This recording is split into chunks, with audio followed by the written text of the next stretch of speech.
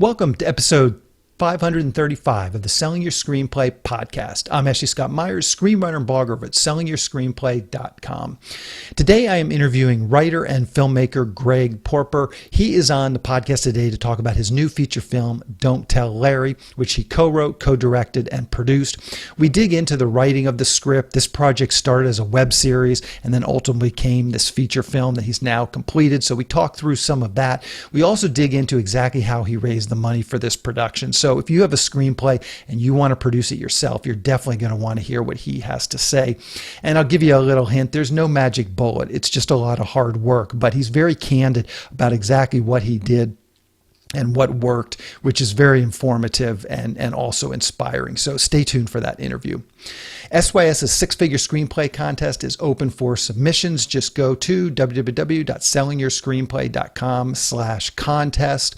Our late deadline is June 30th, so if your script is ready, definitely submit now to save some money before our final deadline. We're looking for low-budget shorts and features. I'm defining low budget as less than six figures, in other words, less than $1 million US. We've got lots of industry judges reading scripts in the later rounds. We're giving away thousands of dollars in cash and prizes, along with a bunch of bonus prizes and exposure for the top scripts. We have a short film category, 30 pages or less. So if you have a low budget short script, by all means, consider submitting that as well. If you want to learn more about the contest or enter the contest or just see who our industry judges are, you can go to sellingyourscreenplay.com/contest. If you find this episode valuable, please help me out by giving me a review in iTunes or leaving a comment on YouTube or retweeting the podcast on Twitter or liking or sharing it on Facebook. These social media shares really do help spread the word about the podcast, so they're very much appreciated. Any websites or links that I mention in the podcast can be found on my blog in the show notes. I also publish a transcript with every episode in case you'd rather read the show or look at something later on. You can find all the podcast show notes at www.sellingyourscreenplay.com/podcasts. And then just look for episode 535. If you want my free guide, How to Sell a Screenplay in 5 Weeks, you can pick that up by going to sellingyourscreenplay.com/guide. It's completely free. You just put in your email address and I'll send you a new lesson once per week for 5 weeks, along with a bunch of bonus lessons.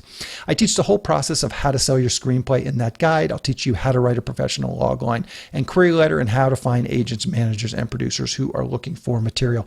Really is everything you need to know to sell your screenplay. Just go to sellingyourscreenplay.com/guide.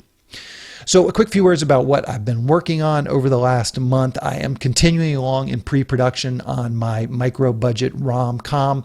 Just to recap, I have my small crew assembled. We'll be figuring out the technical stuff, the cameras, the lightings, the grip package over this next few months. So that still needs to be done, but we're definitely getting that in place. I've just about got all of my locations figured out. The one last location I need is actually a community theater, which you'd think would be easy in LA, but so far I haven't been able to find a theater that will even return my phone calls or emails. I've only reached out to 3 so far, so I've definitely got a lot more community theaters in LA that I can hit up. But it's odd to me that the community theater in LA, it's certainly filled with actors who sort of understand the business, but they have no interest in an indie film shooting at their location. So I've just got to keep looking for that, and eventually I hopefully will find a nice little community theater, hopefully around here or in the Valley, but we'll see.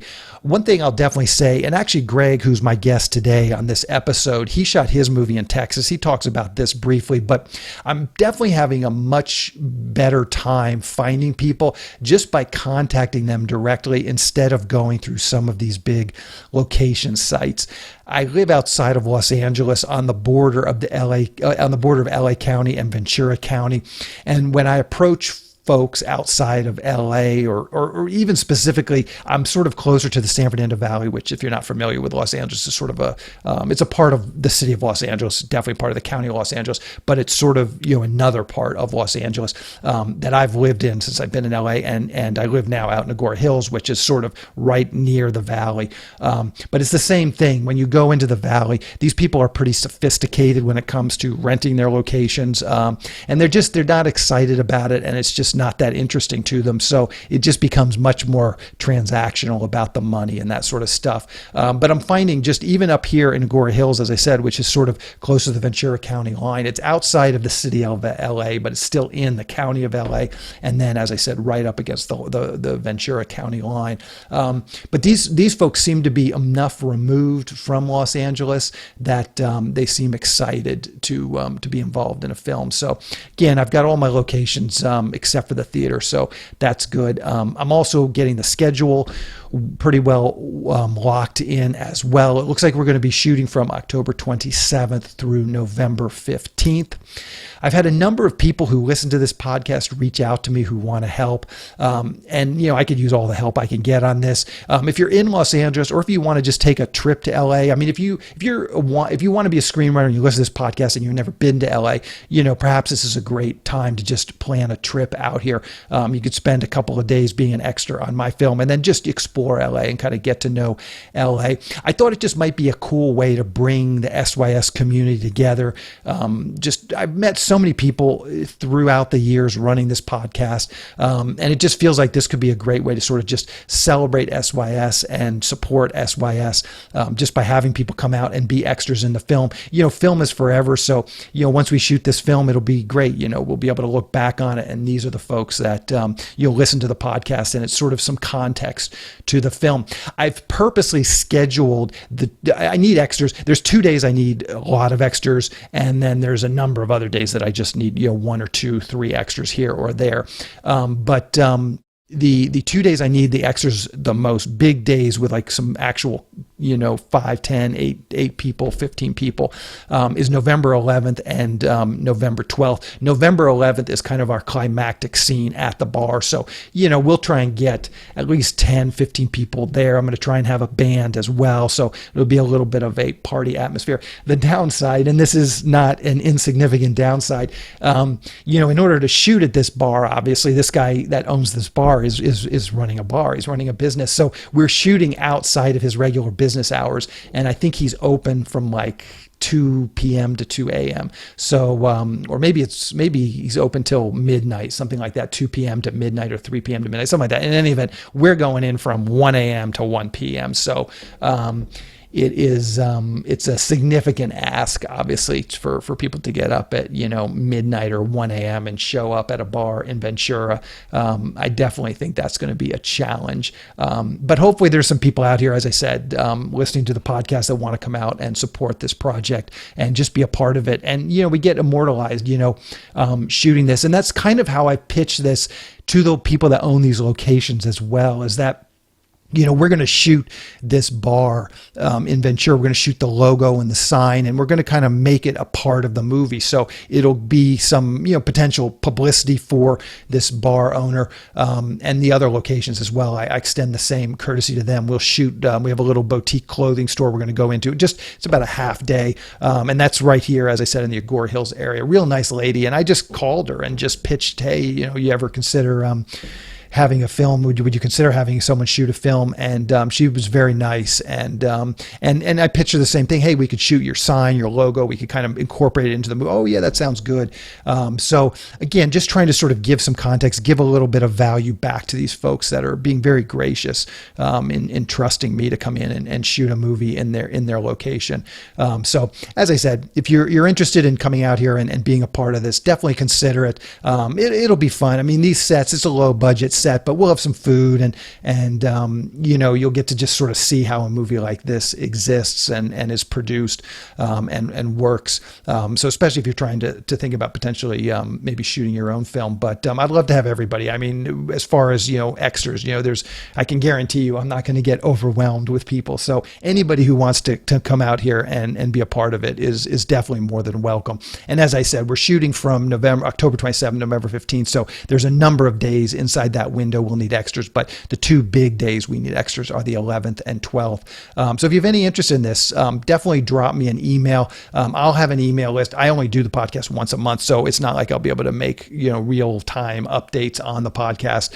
So if this sounds interesting and you're thinking, yeah, I'll come out and help you on the film, just drop me an email so I can kind of put you on my email list of the people involved in the film, and you'll get the real time updates on the schedule. Things change. I mean, as I said, I don't have the theater. The theater day is actually one day that I need a good number of the extras. So that's actually the November 12th. And then, as I said, the November 11th is the climactic bar scene. I don't think there would really be a conflict. I mean, it's going to be dark and in the background. So I think you could be in both scenes, even though it would be a little weird if someone really saw you clearly, like, why were you at the bar and then at this theater? That'd be a little weird, but I don't think it would really be a problem. You just change clothes maybe, and we'll put you in the background. So you could be there for both of those days or one of those days, if it was convenient. The theater day won't be in the middle of the night. My guess is that'll be like, 6 a.m. to 6 p.m. We will be there for a full 12 hours on the 12th, but as I said, it won't necessarily be in the middle of the night. But if this sounds like something that would be interesting to you, just drop me an email and I'll put you on my email list and kind of give you real-time updates on the production. And just send an email to info@sellingyourscreenplay.com. Anyway, that's what I've been working on, just getting this film prepped. And now let's get into the main segment. Today I'm interviewing writer, director, producer Greg Porper. Here is the interview. Welcome, Greg, to the Selling Your Screenplay podcast. I really appreciate you coming on the show with me today. Thank you so much for having me. I'm excited to be here. So to start out, maybe you can tell us a little bit about your background. Where did you grow up and how did you get interested in the entertainment business? So I grew up in Tenafly, New Jersey, a wonderful town right outside of New York City.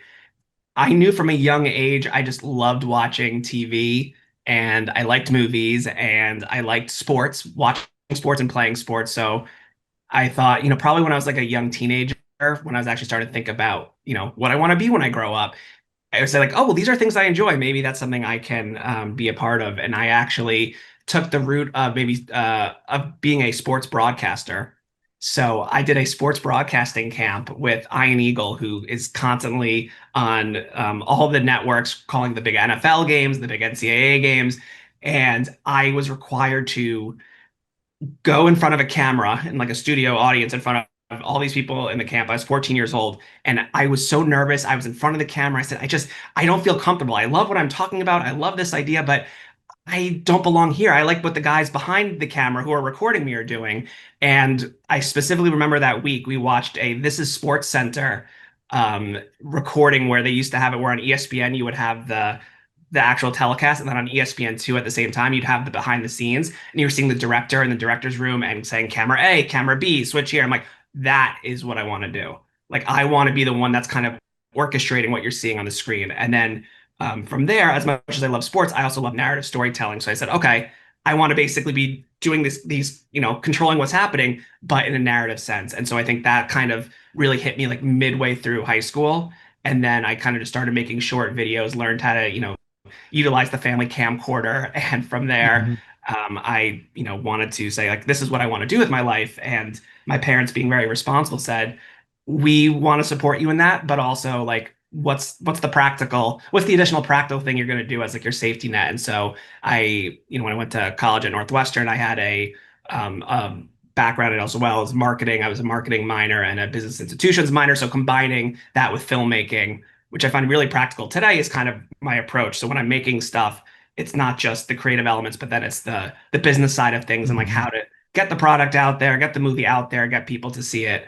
And yeah, I've always just had interest in making my own projects on the side. I came out to Hollywood and I got a job as an assistant working at a reality TV production company. And I didn't want to be working in reality TV, which is something that a lot of people who work in reality TV say, but it was a stable job, and it being on a desk and being an assistant for a high level executive and being on the phone with what, big talent agencies constantly, it was a great just learning experience on just how the entertainment business works. And so while working in these jobs at the same time on the side, I'm trying to make projects when I can. And then slowly I was moving up at this reality TV company. And it's like that as you get promoted, it's like the harder to kind of switch. because then you get pigeonholed and like, all right, you're the reality TV guy. You do like reality TV development. And so I was pretty determined to kind of change that impression, how people see me. And so, my true bread and butter is to make like scripted comedy. That's what I really love. So I was starting to make those on the side.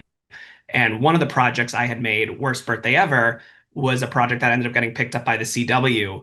It was a short form web series. And that was something that at the time I was still working at this reality TV production company. And I told my boss, like, hey, I have this web series. I think this is something you guys can pitch out. Like, I know you deal with reality TV, but why not try out some scripted content? And they, at the time, no one was really sure what to do with it. I had attached a Vine star back when Vine was a big thing, Hmm. before these people kind of had a big the amount of power, I should say, and influence they have today. But I could see that, like, at the time, this kid who was posting 6-second videos and getting hundreds of thousands of views within a day, like, what if I put him in my little web series? And when I did that and then put it on YouTube, it's like I got like 60,000 views in a day and 3,000 subscribers. And it was like I was seeing the power of what these influencers could have. And I realized, okay, like this is like over 10 years ago, but like clearly this was Hmm. like the warning signs, or not even warning signs, just the signs of like the way the industry is changing today. So ultimately using that web series as a proof of concept, and my boss at the time saying, yeah, let's go pitch it out. We ended up pitching to the CW,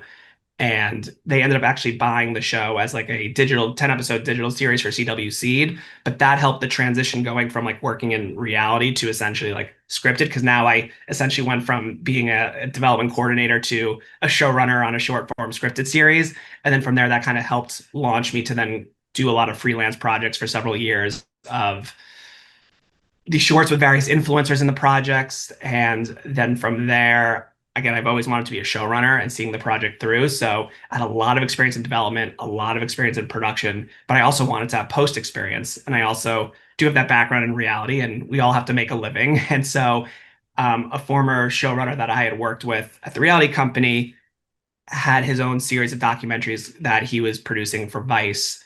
And he said, do you know how to use Avid? And I said, yes, I know how to use Avid. I did not know how to use Avid, but I had 3 weeks to learn. And it was great. Like when I had a deadline, and this goes to writing or producing or whatever it is, if you have a deadline like to work against, Hmm. you kind of find a way to get something done. And again, it's actually kind of perfect I'm talking with you about this, considering, we met through Hmm. Deadline Junkies, which is like it's the purpose of that screenwriters group, which I love. Yeah, yeah. And so, yeah, so anyway, as a working on Avid, I was a story producer for several documentaries. And what that is, essentially, it's analyzing footage that's coming in from the field. And it's a documentary, whether it's about people who are suffering from various addictions, or um, I did a project with a bunch of California firefighters, like, fighting like really serious fires up and down the state. You can't control the footage you're getting because you're filming something that's really happening. And so when all that footage comes in, how do you then craft a story, whether it's a 90-minute documentary or a 6-episode, hour-long series? And so I found that experience was really great to see how the story also gets shaped in the edit. And so I felt like, all right, now I've had these experiences of being, working in development, production, and post. Meanwhile, on the side, I'm writing constantly, wanting to make a movie. That's ultimately like why I came out here. And so I was using these jobs to learn, but also to save up as much money as I could, knowing that in order to make a movie, you need funding and you need money. And Hmm. one of the best ways to possibly get funding from other people, whether it's people you know or people you don't know, is if there's some sort of funding in place, even if it's not a lot.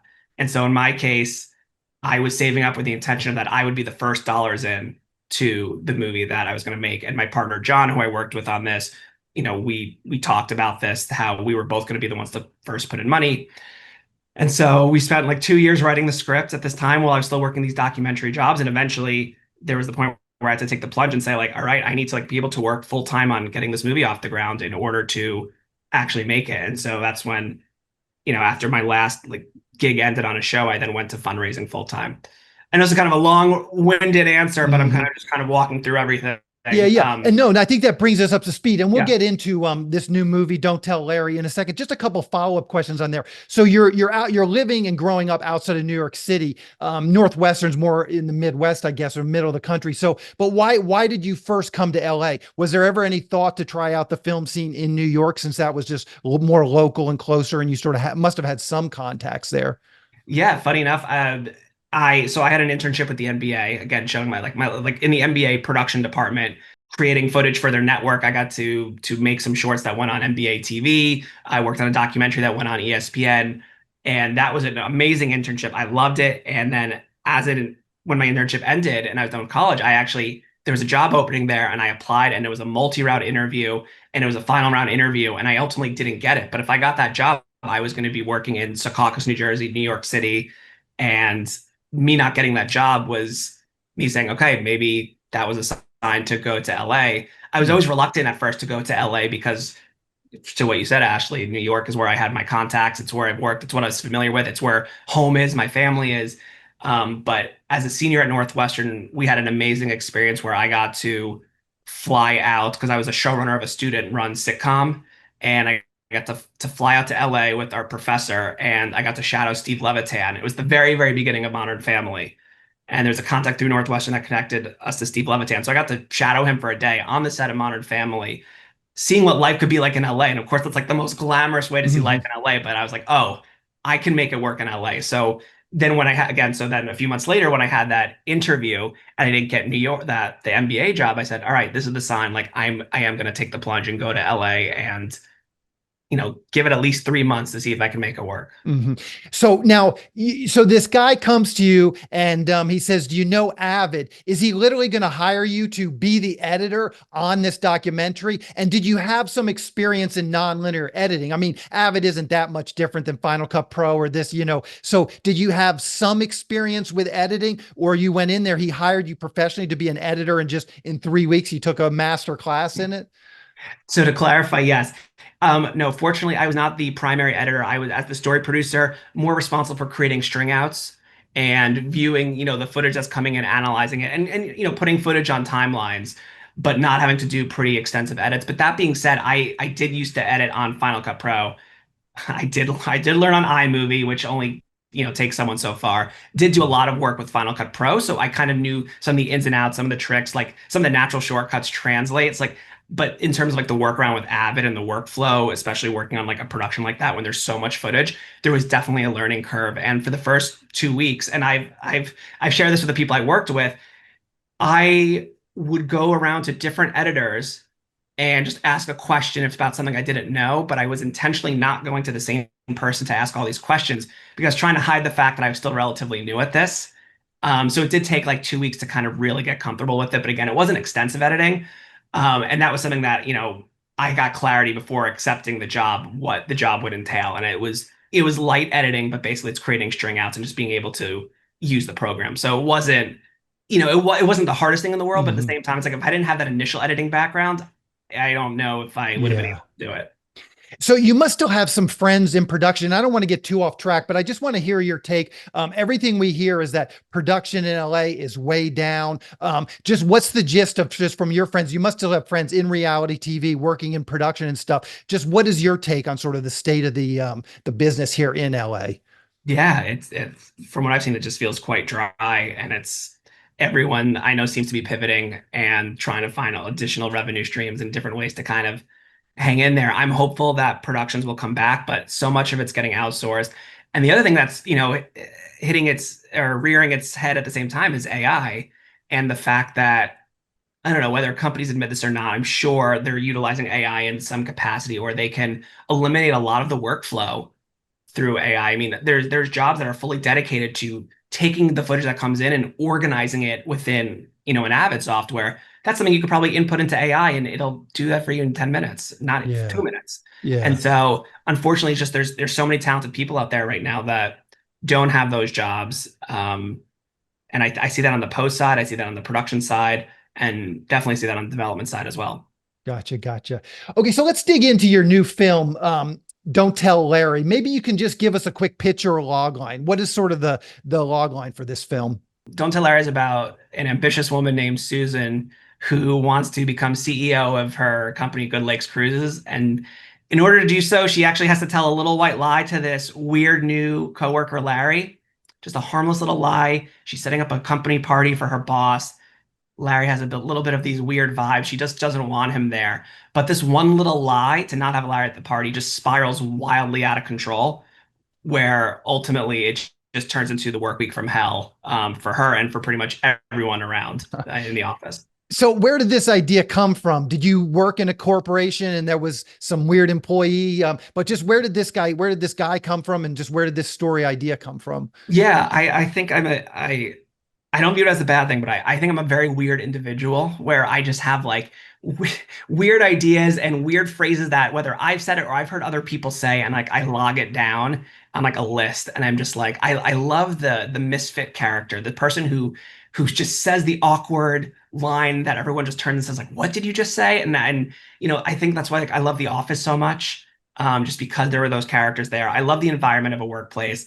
The character of Larry was not actually based on any individual I've ever met, thank goodness, but it was like a combination of just like ideas and things I've heard people say in the past that would just inspire like just weird things. Like I'm trying to think like the fact that he eats raisins with a pencil. Like I've seen people eat like I know there's the famous thing in Seinfeld where someone's eating like a Twix with a fork, but I just love like just what's like a quirky thing that can stand out that's just super weird, but to him it's completely normal. And so Larry just kind of I don't know. I think I was just inspired by the fact of like, what's someone who I don't want to work with, but I would love to watch. Hmm. And it kind of just turned into this character. And, the original character, because we had a web series called Don't Tell Larry, and the original character had like anger issues. That was like what his deal was. Like he just had a short circuit. And in that case, I knew plenty of people who have, short circuits and get angry easily. But when the actor Kyle Kennedy, who was a real life coworker, who was extremely talented in the Groundlings,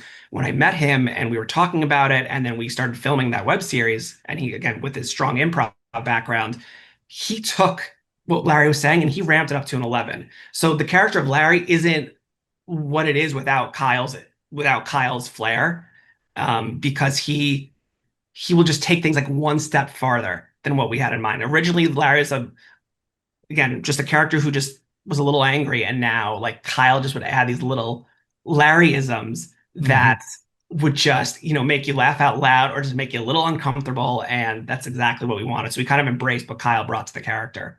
So take us through just sort of that journey. When you originally had this idea, you put it into a web series. Was the idea to do a web series and then turn it into a feature, turn it into a TV show? But just bring us along with that journey. It started as a web series. How did you get that made? And then what was the next step after that? Of course, it started as a web series because I wanted to just make stuff. And this was at the time I was still working full time at a reality TV company. This was this was actually before Worst Birthday Ever had come out, with the CW, but it was after I made the web series that I pitched to my boss at the time. And I just wanted to keep making short form stuff. And so the intention originally was just to make something fun without really, I didn't have any intention of what was going to happen with it. I didn't realize it was going to be something that I became so incredibly passionate about. I mean, this has been a project that's been a part of my life for nearly 10 years. And the web series itself, we shot 6 short episodes over the course of 2 days, shot at a former boss's office, off hours. I think, one night was an overnight because it was during the week. And first of all, just had so much fun making it. It was the most bare bones crew you could think of. Our production budget probably went to, mostly to Crafty, so we could all eat like that was, and then paying crew members a little bit and cast, and but that was made for under $1,000. From there, when we had the cut and we were showing it to people, we realized like, oh, people are like really laughing like big time, like it's not just something like, oh, haha, my friends made something that's funny. That's people were like, this is so good. So then we said, oh, you know what? Maybe there's festivals for this sort of thing. And we came across the New York Television Festival, which rest in peace, I don't think is around anymore. But that was a perfect festival dedicated to proofs of concepts, web series, getting TV shows off the ground, like thinking like the model of Um, Broad City. I yeah, can't yeah, have yeah.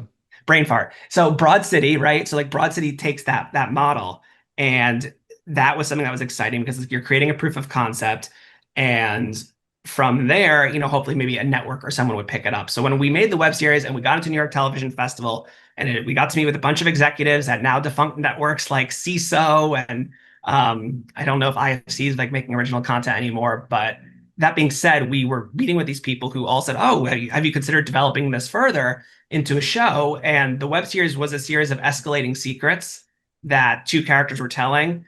So when you're dedicated to like constantly escalating, to have like one idea, snowball into something further and further and further. There's only so much room you can take that when it's a, long form television show, especially it's like a half hour show. And so we wrote a pilot version of this, and we realized that like even in the pilot there was so much that happened. How do you sustain this as a show? It just felt like there needed to be an end. And it took like a year of developing beyond the TV show to realize that, oh, actually a 90-minute movie is kind of the perfect vehicle because you do have like a clear beginning, middle, and an end. And Mhm. so that's when John and I realized, we should go from half hour show to a 90-minute movie. So, you were doing a number of other things, other shorts. You have other scripts. I mean, I remember in the writers group, you were putting up other stuff. So, why did you ultimately settle on Larry? Like, why do you think your passion, as you say, you've been pushing this now for 10 years? Was there just something you saw in the reaction of people? Was there something just in the writing, the chemistry with your writing partner? Why did you choose sort of to get invested in this project versus any number of your other projects? That's a great question. There's so many projects that I've written in the past that as I'm writing it, as passionate as I was about it when I started, it kind of fizzles for one reason or another. In the case of Larry, I was so obsessed with this character. I was so excited to dive in and explore. And it's something that just like truly like was a joy to write. And it's something that for such a long time we all get this as writers. We have the writer's block, or there's just that fatigue over an idea. And thinking of this idea and having it in my head in different variations for over a year and never once being sick of it. And on top of seeing how people react to it, that was kind of enough fuel to say, like, all right, I like this is the project that I've been looking for. I love the possibilities. It can kind of go in any direction. The web series was fun to make. How do we build on this world where we set up these little nuggets of things in the web series that we then expand upon in the movie? But then how to, of course, how do we make this not feel just like a bigger web series? How do you make it feel like a full budget movie? So I just I think it's just because there's an enthusiasm to work on the project, and we did 20 drafts of this thing because everything's a puzzle in this script. There's a cause and effect. So one little change on page 3 affects the rest of the script. And there was over 10 full page 1 rewrites. But every time we had a page 1 rewrite, as opposed to being like, oh, I can't believe I'm doing this again, it's like, great, I cannot wait to see how the story's going to change now because of this one little nugget that changes on page 3. Mhm. And that was just a sign that like this is that project. So just did you take some of the scenes from the web series? Did you take some of the scenes from the pilot? Did any of those actual scenes make it into the final production? Yes. So there's one scene that was in the web series that is loosely included in the movie, but it was like that scene on steroids. Like we alluded to a scene where two characters are drinking, they accidentally drink Larry's kombucha, and Larry then, enters the office. This is in the web series and wants to drink kombucha, but another character who, there's a surprise drug test, and long story short, they find themselves mistaking the kombucha for pee. And that was a scene that when people watched it, I mean, it's equally cringe as it is just like laugh out loud funny. And that was actually an element that we wanted to have in our story in the feature. We did Mhm. not know how we were going to get there and where we were going to go from that point. But as opposed to starting on page 1 of like what's the story going to be, we had that point and we kind of like reverse engineered and worked backwards. The initial I would say the initial fact of like Susan not inviting Larry to a company party, that was from the web series, but in the web series, that was an accident. In the film, it was intentional. And that's an example of one of those page 3 rewrites. We did versions where it was accidental and that had one ripple effect, and we did versions where it was intentional and that had another. So those two elements remained. And then other than that, there was a few little Easter eggs and jokes that were in the web series that we included, but other plot points were separate. Mhm. So take us through your writing process. And maybe you can just talk to, I know there's other people out there just listening to this and they're writing with someone. So I just always like to just like technically, how does it work? And just, what does it look like writing with John? Did you guys sit in the same room? Were you on Zoom calls? Is there some specific tools, Google Docs, Celtics, Final Draft? Just Yeah. walk through sort of just your process of writing this thing with John, how that goes just from a in-person standpoint, technical standpoint, any tools you might have used. Of course. So generally, I write alone, and I'm a solo writer on most of the things I write. So I have what to me is normal is to have a final draft document and use the alternate page to using the beat board to kind of plan things out and to write out what the different characters are doing and color coding that. I do find that helpful more so than actually a physical cork board, which I do have and I rarely use it. I find I do it digitally, and then I use a lot of Google Docs as well to just write down notes, and then I usually go through them again and will like retype certain things out and like resynthesize the notes. Like I have like brain dumps in the Google Doc. And in the case of writing with John, that became then a shared document. It was kind of easy to like take this workflow and adapt it to two people. We started writing this in 2018. So this is before Zoom was a thing. John lived at Pasadena at the time, and I was in Culver City. And we were meeting at coffee shops. I know like we first started talking about writing this movie at an IHOP on Wilshire Boulevard, like in mid Wilshire.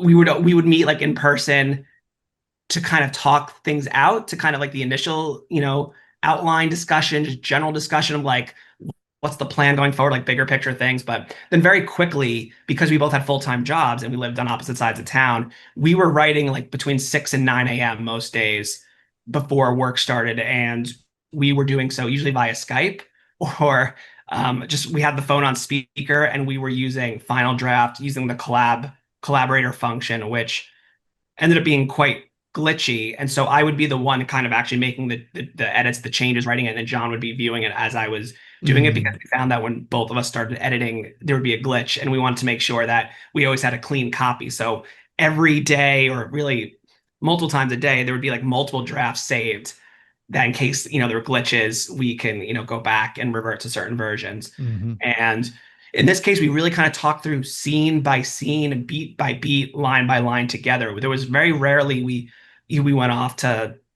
say, all right, I'm going to write this scene, you write that scene. A lot of times what happened was scenes that we had written together, I would go through and do like a joke pass. I was like very anal about like making sure like we need to be funny and funny. Obviously, we need to tell our story, but this is a comedy. Like, are we getting our like jokes per page in? So there are times where I would then take the script and then just like go through in a joke pass, and then the next time we would get on, I would say like, here are the changes marked in blue. What do you think? And then he would chime in and make his edits or his thoughts, or say like, this is great, and move on. So that was kind of how that process went. Very rarely did we write in person.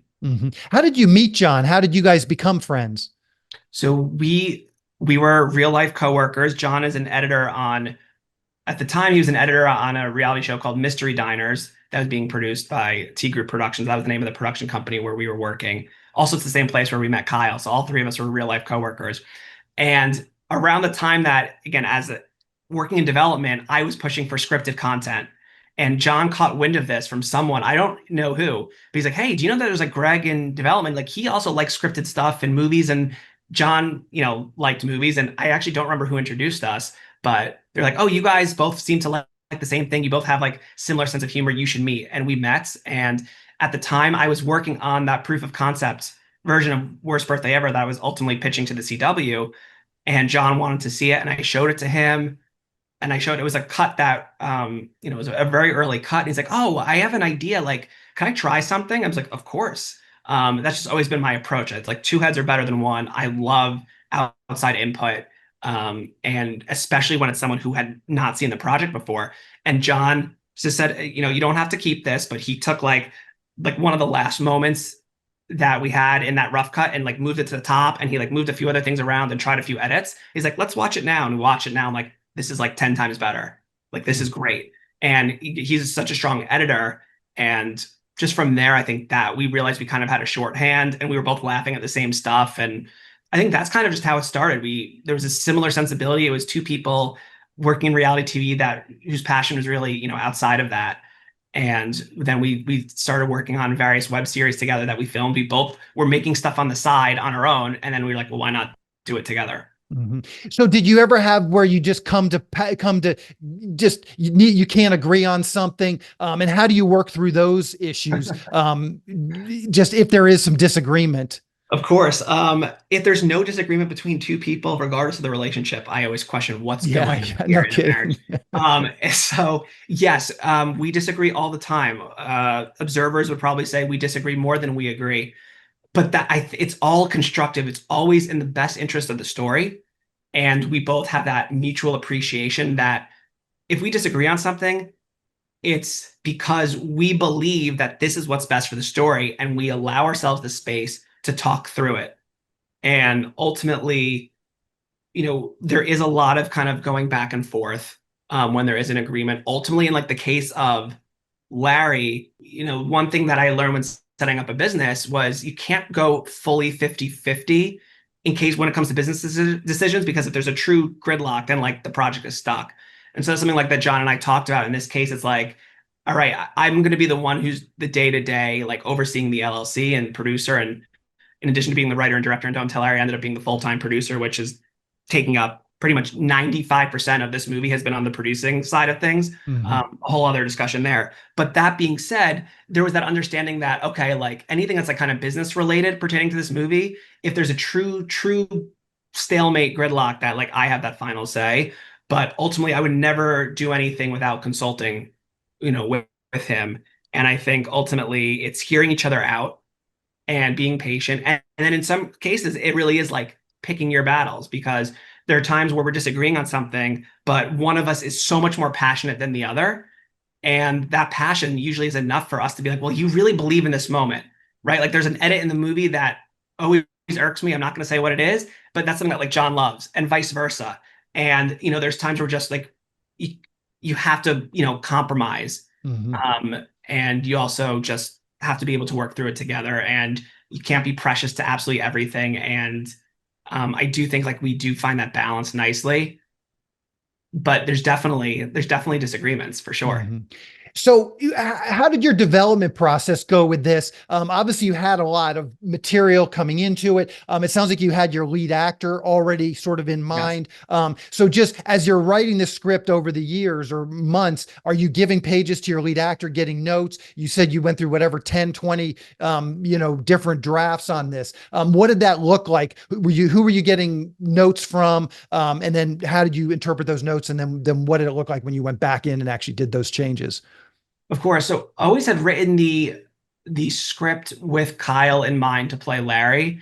And at the time I was in the Deadline Junkies writers group, Deadline Junkies, which I know has been shout out before on this podcast. But the fact that the actors get to read, that there are amazingly talented actors that get to read the the pages out loud, and even though it's a cold read, you really get to hear what your words sound like, and you really pick up on the rhythms, and you can realize like, wow, this line of dialogue is so wordy and no one talks like that. Or you can pick up on the fact of like, okay, there's really a lull here, it's just feeling slow, like I'm looking around and people are looking at their watches, okay, that's not working. It was like great to get that like in-person feedback. And then obviously there was rounds of notes from the people in the writers group who were all giving really constructive notes after the read on certain pages. So development like heavily went through Deadline Junkies. Hmm. Um, that was once though there was like a finished story at play, but that was a lot of those page one rewrites came from notes we heard in Deadline Junkies, notes that I had sent off to other trusted writer friends that I know. In a few cases, I sent it to someone who was just not in the business at all because I just wanted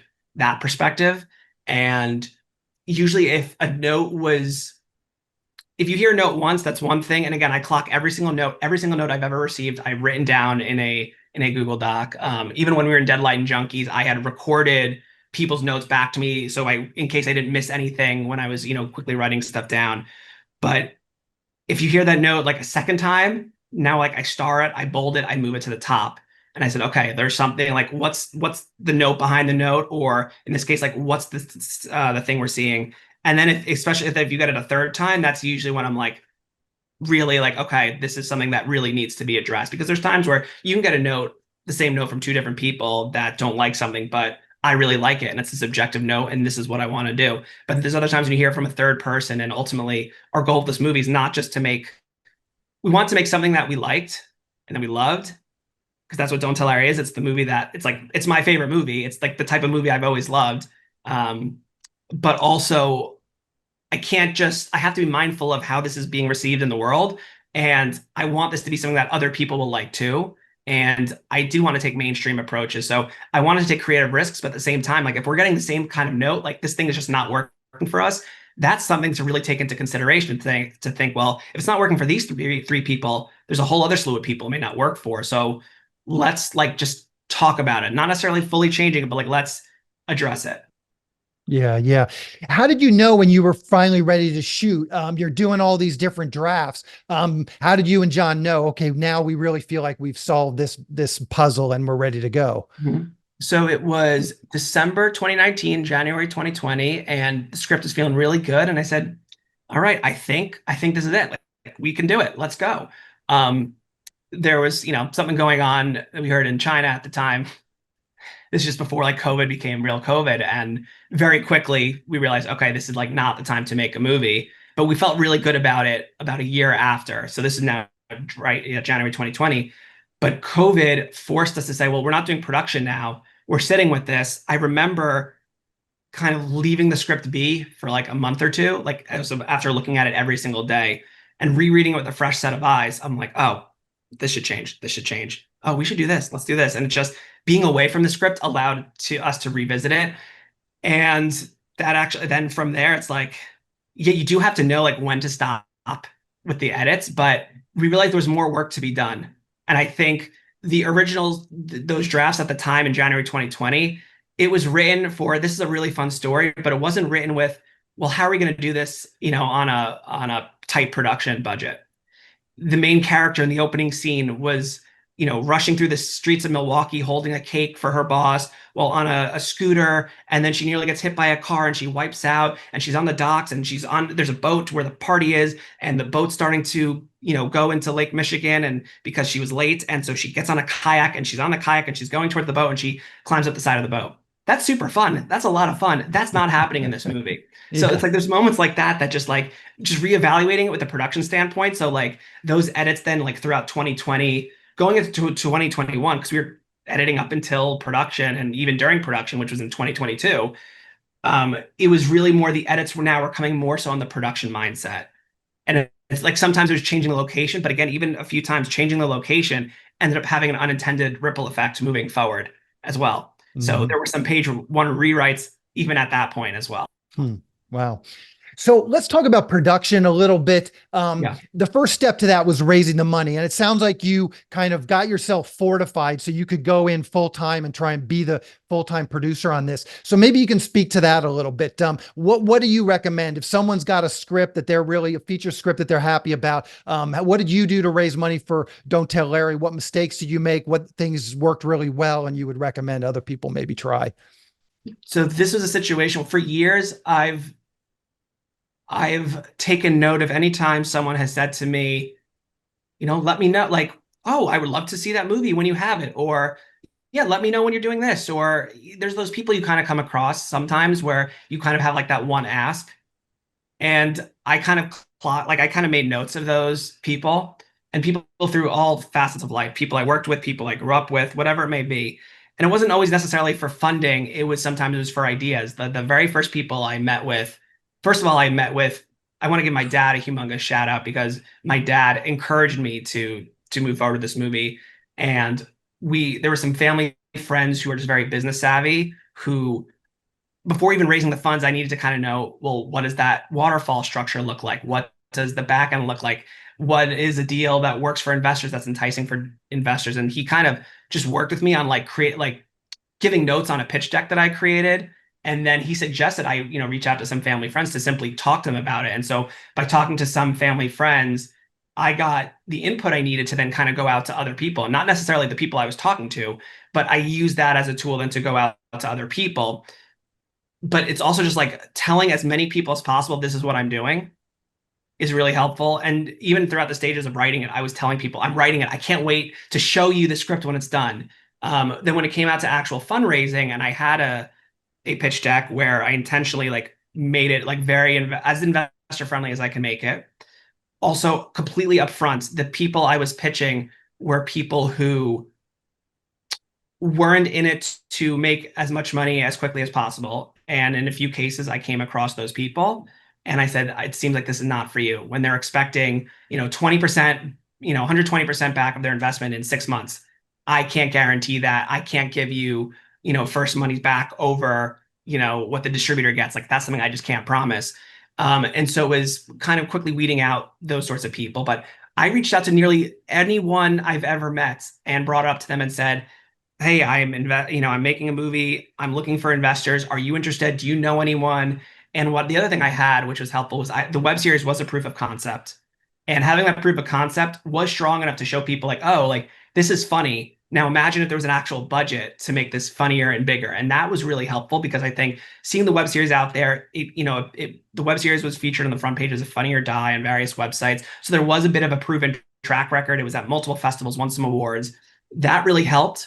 Additionally, I made a pitch video with John, and I've seen all these like videos that people post on Kickstarter before, and a lot of them kind of are all the same. And I'm like, well, how can we be different? And so John and I, neither of whom are actors, again, going back to before, I'm putting myself in front of the camera.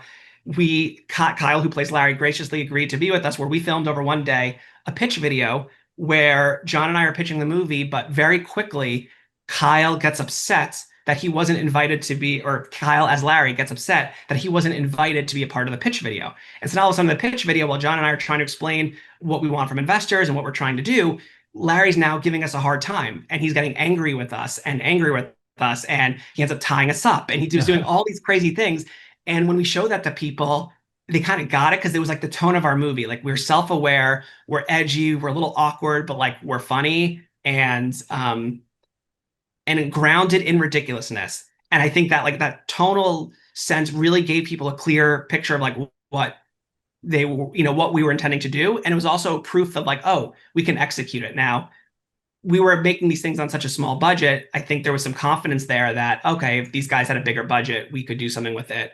Again, being first dollars in was helpful because people said, oh, like you're not just, looking for money, you're putting in money yourself. Like, that's respectful, commendable. I think that's the word. The other thing that was just fortunate with timing was this was the time while I was raising funds, Bitcoin was doing very, very well. And so when I was talking to certain people, I prefaced it as saying, well, you could diversify and, invest in this movie. And you know, you're not just, it's not about the potential return because I was honest with them. Like, if that's your intention, don't invest. So people appreciated that honesty, but it was saying like just diversify. And on top of that, you're supporting artists. Like the money that you're investing is giving jobs to people. And for some people that helped. Again, I probably pitched 500 people, 600 people truly in Zoom meetings or in person or over the phone. And ultimately, I think it was like 36 or 38 people, came in, but it was like, again, it was a lot of no's, a lot of, oh, this sounds really interesting, but I can't do it. And I completely understood that. The other thing to some other people is that, when investing in a movie, we kind of saw like the time frame of we were going to be going into production in 2022. So that was going to be a year of a big loss. So as a pass-through LLC, I know this is in the weeds. This is something that I learned throughout this process. You're going to get a loss on your investment. So if you're making profits on other things, you can kind of write off some of these losses. And so there actually is some tax benefits more so that you can get. So that's a few people invested actually not for that reason, but that was just like kind of a reason of like helping them get over the hump. But yeah, it's just it's getting as creative as you can. It's summoning up the courage because it's really hard. And I felt really uncomfortable. And it took a long time for me to get to a place where I could go to family and friends and to friends of friends and to friends of friends of friends and seeing on websites like WeFunder, which is a crowd funding website, I saw people who are raising funds for other movies. And then I would look them up on LinkedIn and send them cold messages and say, hey, I saw you invested in my friend Desiree's movie, Desiree Staples. Would you be interested in investing in this one? Or do you know anyone? And a lot of people who invested were people I had never met before, but it's through friends of friends or through friends of family or through a few family friends, people I met. That was kind of like it was a full-time job, that in itself. And then the consistent follow-up. And at a certain point, we got Ed Begley Jr. on board. And that was a reason to go back to a bunch of people to say like, hey, I know back then it was kind of like an idea to make a movie, but now like, look, we actually have this actor involved. He's committed. Here's the signed agreement. Like that helped get a few more people as well. It was becoming more real and people were getting excited. I mean, I hope people really listen to just what you just said, because I mean, pitching 600 people and getting 38 investors is like 6%. So, I mean, that's a lot of pitching, but there's really no magic to what you just said. It's really just a lot of hard work. And it's just committing yourself to doing that work over the course of months and probably even years. Just you kept saying too, when you were doing this pitch deck, you made it as investor friendly as possible. What does that mean? How do you make your pitch deck more investor friendly? So to my again, from an individual standpoint, not the smartest, but there was a lot of out-of-pocket expenses even that I had. As a writer, director in a movie, there should be a line item for what I'm doing. There was no line item for that. Um, the investor would get their money back before I got my money back for the work that I did. And for a good amount of people, that like spoke volumes to them. Is it the smartest thing for me personally? No. Is if there was someone who shouldn't have invested in that movie, if you're just looking solely at finances, it should not have been me. But also the other thing I was doing at the same time was I was proving to people that I was serious about this. So like I sold my car, I changed up my lifestyle. Like there was actual sacrifices that I had made to show people how serious I was. And while going through this process of pitching people, I would constantly keep the people who said no or maybe very involved. I was treating them as if they were yeses. I was treating every person as if they were a yes, to just give, not to bombard them constantly, but to give them updates and to show excitement and enthusiasm. And in a few cases, there were people who originally said no who changed their mind. And honestly, it's like people were just like, I just like respect the hustle. And that was part of it. And then the other thing we had done later on, there was a lot of people who said, I really wish I could, but I can't, because you need it when investing. And a tip I would give is like you need to have like a high enough minimum, because for every investor, there's hours of paperwork and tax work that you're gonna have to do over the years that I'm now learning the hard way on. And you want to minimize the number of investors if you can, just because it's a lot to keep track of. And to, first of all, when you're always updating them and you're dealing with the paperwork and everything related to taxes and legal stuff, like it's just a lot of work there. But Yeah. for people who wanted to give money but couldn't, but maybe want to get 25 bucks or 50 bucks, that's when I set up like a GoFundMe for that. And that, we ended up getting like another, again, it wasn't much. I would say it was maybe like 8 to 10 grand initially. But through that GoFundMe, it actually got to a wider audience than through Facebook. People saw it. And then I also prefaced that as saying, well, for those who want to invest, let me know. And some people saw that and actually got additional investors because they were just people who saw the pitch video version, but like for donations. We had a version we had for investors, then we actually made some tweaks and edits to have like a more friendly version for, you want to donate 10 bucks? That's perfect. Thank you so much. And that people were sharing that and spreading that. And that's how a whole new slew of people saw it. Gotcha. Gotcha. So you mentioned Ed Begley Jr. How did you get him involved in this project? So Ed came aboard through, we hired a casting director, Ricky Masler. Ricky's fantastic. And we had a short list of people we wanted to play the boss. And this movie, there's a lot of improv that we wanted. We had a very set script, but the intention was to always utilize improv and to have, let's say we had 3 takes. First 2 were, pretty much by the book. And then the third one, there was going to be alts. And I had like a whole book of alts. And we're just going through the list of like, who are just some like really funny people. It's, again, it's a quirky character, like who fits this world. And it's like Ed Begley Jr. was on our short list. And when we presented this to Ricky, she's like, "Oh, I can get it to his agent. Like, I can't promise anything, but like I know who his agent is, so at least I know directly where to send it to, and it's not as cold of an email as it could be if she didn't at least send something to him in the past." But it got to Ed's agent, and we then got a call from Ed, who was like, I love this script. I want to do it. And I'm like pinching myself. I'm like, is this really happening? And he's like, this is so funny. I just like, I want to be a part of it. And I said, like, seriously, like what's happening right now? So we just got really lucky that, first of all, he read the script, but that he loved it so much. Yeah. Yeah.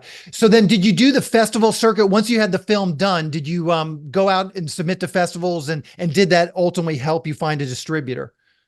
We did do the festival route.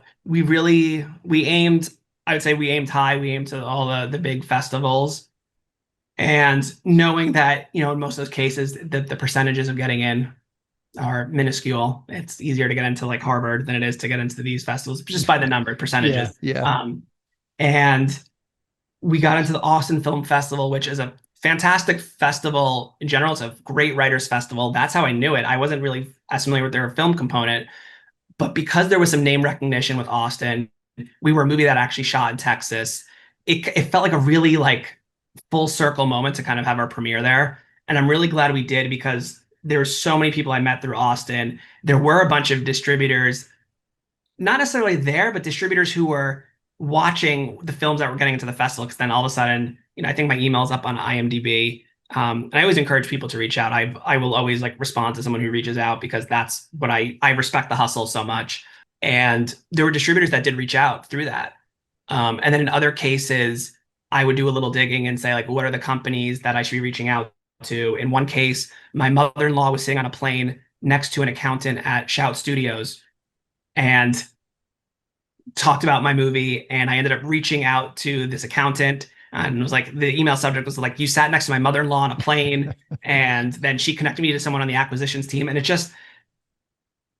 lot of times it was like that, or I would speak to other filmmakers. Who did you speak to? Like a lot of times it was going through like, how can I find a direct connection myself? And in a few other cases, it was, distributors did find me, and that helped jumpstart things. And that was Austin is what jumpstarted the offers. We got one offer before Austin, but a bunch of offers came in after Austin. Gotcha. And who did you end up settling on for distribution?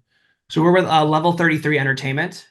There's a lot of great companies we met with in the case. And first of all, I want to also preface by saying, as this was all going on, I was getting to a point where I was thinking, like, should I self-distribute? And I know that in its own right is so much work. But even we're working with a full distributor, a full-time distributor, and Level 33, so far my experience with them has been great. There's still so much work I'm doing constantly, regardless of the fact that I have a distributor. Because of course I'm like, oh, well, now that you bring on a distributor, the revenue gets, cut, but then they also have the ability to get to a bigger reach. It helps legitimize it. So, there was that conversation first. So once we then decided we're going to go with a distributor, when we were meeting with different companies, what I really liked about Level 33 was they don't take on as many films as some of these other movies with bigger libraries, so that when they're going to film markets, it's maybe 4 or 5 movies that they're pitching out, not hundreds. I was connecting directly with the CEO, Andreas, who, great guy. And as opposed to some of these other companies, I was speaking to someone who was like 3 or 4 levels down. And there are times where I wanted to meet the CEO or the head of the company before signing with them. And magically, I can never actually meet with that CEO because they were in a meeting, or even when I went in person to an office. And so I wanted to really get to meet like the face of the company that I'd be working with. And then with Level 33, I had that ability. And there's very few. I don't think I can go to too many specifics, but there was a minimum guarantee also, which helped. And then they also were open to a theatrical component. And I think those 2 elements help just make their offer stand out from the rest. And then also very amenable to certain contract terms that other companies would refuse to kind of budge on. And they were very open to having kind of me stay on board and like be like a creative force with them, as opposed to other companies. They say like, all right, you deliver us the film and sit back and we're going to handle it. I couldn't do that to this project that's been apart. Like I have to continue seeing it through and, basically having creative control over how the movie's getting distributed, how we're promoting it, what we're using, the trailer that was created. Like I got to, those are the notes that I gave was what the trailer became. And most distributors I find aren't doing that. And the fact that they did is something that I'm just appreciative of. Why did you guys shoot in Texas? Just out of curiosity. So we wanted to film in Los Angeles because that's where we live. We needed to take over a full office.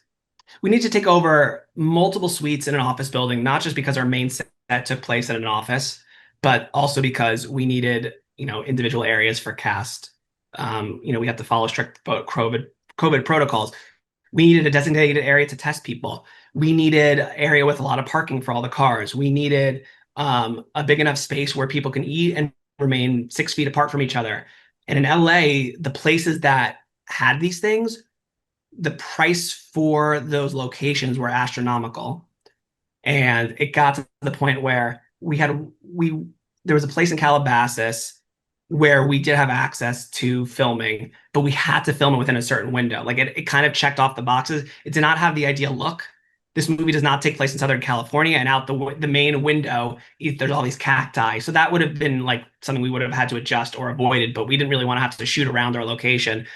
And ultimately, the script got sent to a producer based in the Dallas area, a production fixer who really liked the script and made the pitch to me and John to say, "Hey, have you guys thought about filming elsewhere?" And at this point in time, we were open to going elsewhere just because we were seeing that logistically it was really hard in Los Angeles. There was an office suite in Los Angeles that was absolutely perfect that we loved, but the tenant was like, "You can't tell the building owner that you're here.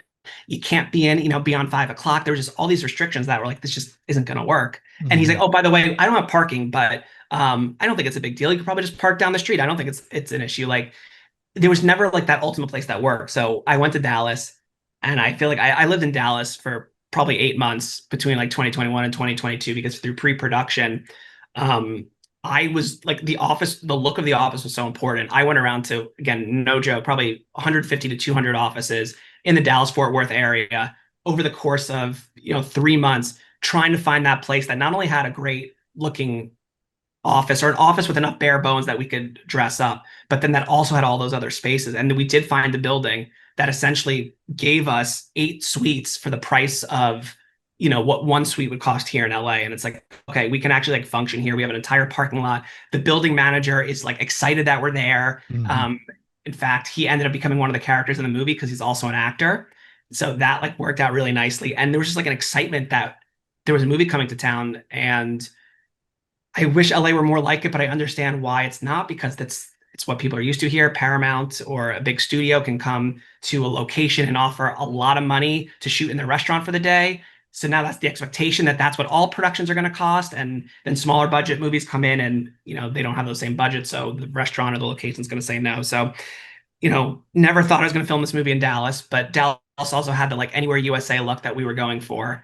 And also it was very easy to shoot with a process trailer there, very easy to get police and shut down streets, much harder to do that here in LA. So those were factors that kind of contributed to it. And Mhm. finding that office location ultimately was what allowed me to say, like, okay, we can officially move forward now. Because I did not, we production kind of got getting pushed back because we didn't have that office. hmm So when you're talking about distributors, you mentioned that you wanted to be sort of involved in this whole marketing process. And before the call, you sort of had alluded to sort of trying to avoid some of the typical errors that independent filmmakers make. Maybe you can just speak to that a little bit. I'd be curious just to hear what is sort of your approach. What are some of the things that they're coming to you that you're having to deal with the distributor in terms of these creative decisions that the direction of the distribution. So I mean, a lot of it is like most distributors will have like a recoupable expense account where like there's money that's going to go into marketing that goes back to the distributor before you know the filmmaker sees their cut of money that comes back in. And a lot of companies, some are actually honest about it, and others I think are just clearly lying through their teeth. There's that like they don't share what that's for, or they get very strategic on how that money is being spent, or it's like kind of an opportunity for companies to pay themselves. That's what the sense I was getting, and from other filmmakers I've spoken to, they've had those experiences. In this case, with so far level 33 at least, when bringing up, there's a PR firm we wanted to bring on. We met with a lot of different PR companies, and we met with this great company, Emily Blair Media, that took a different approach to how to market this movie. It wasn't to market this movie as just like, okay, we're gonna go to all these networks and try to get your cast on Jimmy Kimmel and have your movie promoted in this magazine or that magazine. It was thinking of like, no, like here's the list of like TikTok influencers who do movie reviews, and here's the people that you should team up with to talk about your movie and have them promoted to their following. And taking like that digital first approach and treating the movie itself as like a brand release. Like they've never released a movie before. They have, from a PR standpoint, they've done plenty of brands, fashion brands, food brands. They represent, athletes, other personalities, influencers. And so taking that approach to how to release our film, that is something that a marketing spend going to them to help orchestrate that strategy was something that I then pitched back to level 33 to say, like, I think this is like some of that marketing expense that you have, like, this is what it should go to. And, there's a back and forth, and ultimately we're like, yes, an allotted amount is going directly to them. And being able to have a say where some of that money is going, that spend, again, with the intention that this is money that's going to go back to the film. It's good for everyone, right? There's mutual incentive there. That's just something that I felt has been unique to my experience that I haven't heard from a lot of other filmmakers on.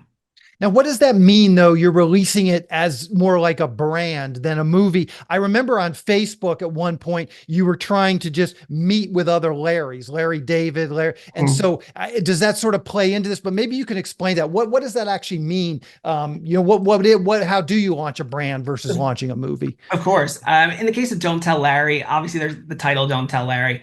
I do think like the brand, like what Don't Tell Larry represents in terms of tone, has been very consistent with kind of every project I've ever made. It's like it's a dark comedy. It's something that's going to make you laugh, gasp, and cringe. And it's like those elements in there. So everything that we put out or related to this movie kind of has that element there. So Including this podcast. no, this is Hopefully not. and this hat's more of a normal thing. But for example, it's coming up with a video game associated with Don't Tell Larry. It's because it's an office movie, creating fake LinkedIn profiles for the cast.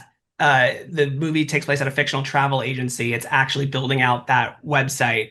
An AI chatbot in the tone of our character. And so our main character who can say the craziest thing. So, when you ask, and this is something we're still working on, but you say like, "Hey, Larry, what's the weather today?" And he'll say like, 68 degrees, but with a big chance that maybe raisins will fall from the sky. Something that's just really random, but true to his character. And the opportunity there is you're not just interacting with the film by watching the movie and that's it. It's that like once you watch the movie, there's now going to be a whole slew of content that you can kind of keep watching. And so it's teaming up with certain companies and other brands and companies and putting the character of Larry into other worlds. So other sketch comedy worlds, but that character Larry from our movie is there, or our character Susan and Patrick show up in other places is something that we're working on as well. And I think it's just, they stay true to their characters, but they're then put in organic situations that are true or organic to a different brand. Like there's a food company I've been talking with right now, hoping for that to work out for a potential like brand collaboration deal to have, Larry and our cast promote some of their products, but to do so in the style of the movie. So it's like filming short sketches again, but it's, highlighting their product. So I think that's like a little different. It's like it's having these characters exist outside of the movie itself. And yeah, you're talking about the Larry thing. It definitely, I'm trying to meet as many Larrys as I can for a fun, for some fun promo ideas. We went out on the street, myself and one of our main characters, we went out on the streets of LA to show people the trailer to get their opinions on it. I got a haircut earlier this morning. I spoke to my barber and I showed him a picture of Larry and I had him describe what he would do to fix his hair. And that's a video that's going to come out soon of just how do you incorporate different people and businesses into the movie. So now all of a sudden a random barbershop, Kevin's barbershop in Culver City, they're now going to be promoting the movie Don't Tell Larry while we simultaneously will promote him and his business. And we want to do it with different local businesses, different individuals. And we want to do so with that like sense of humor that we have. So tonally, it's going to be consistent with Don't Tell Larry, the movie, but maybe the world that we're in might be outside of the Don't Tell Larry world, but the characters and the tone are still there. Interesting. I just want to end on your Ladybug story. I think that was a great story and it's very emblematic of this production. It sounds like usually it's the opposite of what actually ended up happening, but tell us about that scene because I think it's just a great story. And it's just to be clear to anybody looking to make a film, that's not usually how it happens. It's usually the opposite. It goes completely off. Yeah, and very true. And production was as chaotic as imaginable. But there were a few moments where luck was just on our side. And an example was there was a scene in the movie. We had originally in our movie 3 different moments in which our main character, Susan, spots a ladybug where a ladybug lands on her. And they happen at moments where she has to make a big choice and decision. And the ladybug landing on her, she interprets it as a sign of good luck. When really the ladybug, which we wrote to be a yellow and black ladybug, mind you, not a typical red ladybug, but a yellow and black ladybug, because the intention was we're going to CGI a yellow and black ladybug to land on her in these moments. And the yellow and black, those colors represent a warning. So we're visually showing that this is a warning, but our character's thinking it's a sign of good luck. But as we're filming the scene, and we're Texas, it was, I think, in January, actually, when we filmed this scene, and we have it set up where Susan's going to hold her hand out and it's going to land on her hand. And then it was going to like fly out, like kind of go up her shoulder. And it was going to happen 3 other times in the movie as well. And again, we were always like a little iffy on how we were going to execute it. as we were filming the scene, not only did a ladybug land on her, but it was a yellow and black ladybug. It wasn't Huh. a normal looking ladybug. It was a ladybug that actually was yellow and black. And Patty Guggenheim and Molly Franco, who were in that scene, while the whole cast is like this, gasping and like not believing what they're seeing, they played it off so naturally. And it looks so, and not only was it on the hand moving around, but then after they say the line, the ladybug happens to fly away in between them, like through the camera. And it's like, got chills. I'm getting chills even like retelling it because it's like, you cannot, like, how does this Yeah. happen? Like, this just is the sort of thing that never happens. And that was so realistic. We actually ended up cutting the two other moments with the ladybug showing up because we're like, there's no way we're going to be able to match that. The best CGI possible would not look as good as what just happened. And then Hmm. that also makes the moment even more special. So the fact that that happened was just truly Hmm. wild that sometimes like things do work out. Yeah, And yeah. Hopefully it's emblematic of the whole production. yeah, So I just like to end the interviews by asking the guests, is there anything that you've seen recently that you can recommend to our mostly screenwriting audience? Anything on HBO, Netflix, Hulu, anything you've been watching that you would recommend? I just finished watching season one of The Studio, the Seth Rogen show. Oh, okay. It's a very inside baseball show. It's like from the studio perspective of like it follows a studio head at a fake, Hollywood company. How basically like the drama that goes on and trying to get like a big tentpole movie made, and the conflict of like, well, I care about the art, but then also it's like, but yeah, the art's not going to sell money. Like this movie about the Kool-Aid guy coming to life is going to sell. And I do think, yeah, obviously it's an extreme version of it, but from reading interviews about it and just learning a little more, there's a lot of real life experiences that kind of acted as inspiration for how the show came out. And I think for like the screenwriting perspective, I'm seeing that and like in the studio system, I'm saying like, wow, if I ever have a script one day that gets bought by a studio, what that script is going to end up looking like is probably most likely going to look nothing like what was submitted to them. Hmm. Um, but I just think it's a fun, like, wacky look into, that part of the entertainment industry. So I definitely recommend it for people who are in the industry adjacent, Yeah, or yeah. curious what Perfect. Hollywood's. I'll check it out. Where is that playing? Apple. Is it on Apple? Okay, perfect, perfect. And what's the best way for people to see Don't Tell Larry? Where is that going to be released and where is it going to be available? So June 20th, it'll be out in select theaters Oh, in okay. Los Angeles. It'll be at the Lemley Royal in West LA for a week. It's going to be in cities in Seattle, near Chicago, Minneapolis.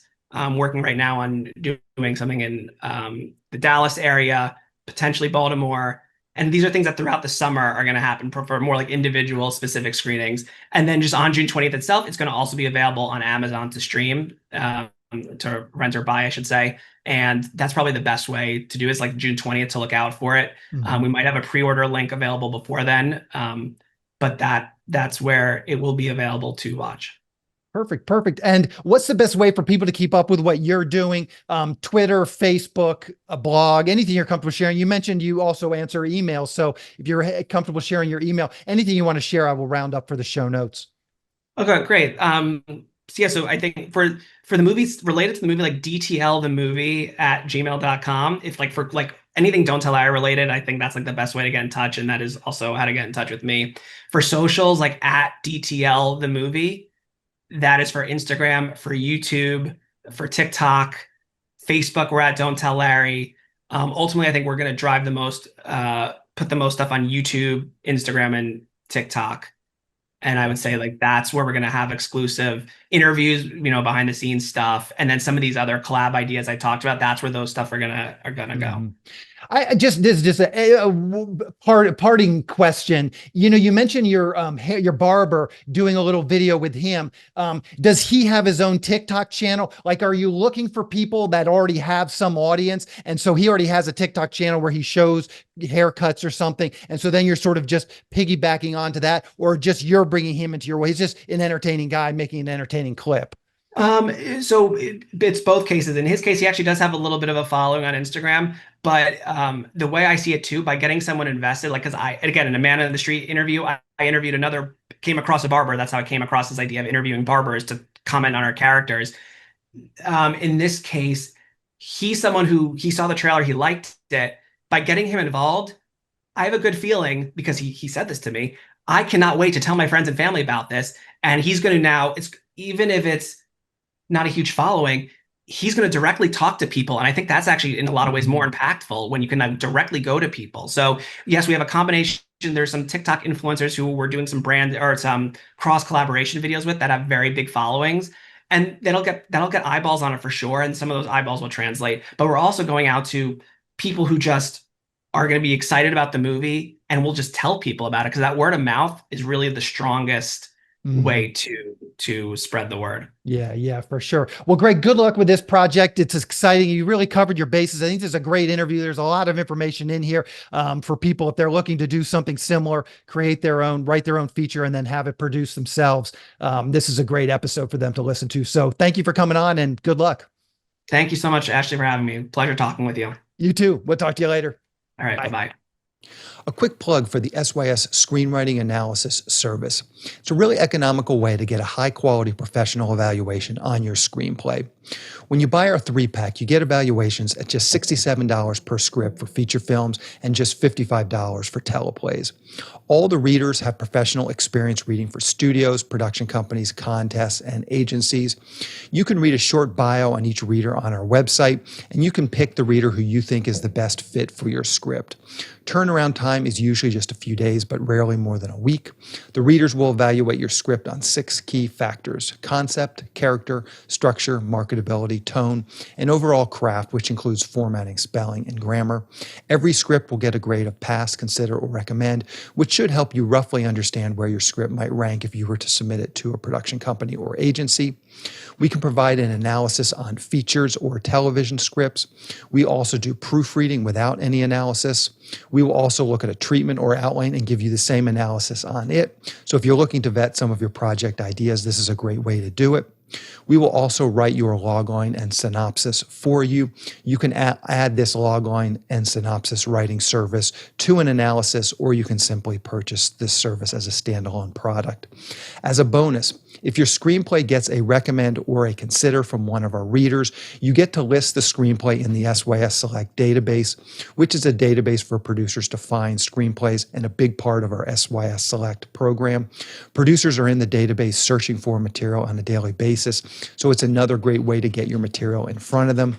As a further bonus, if your script gets a recommend from one of our readers, your screenplay will get included in our monthly Best Of newsletter. Each month, we send out a newsletter that highlights the best screenplays that have come through our script analysis service.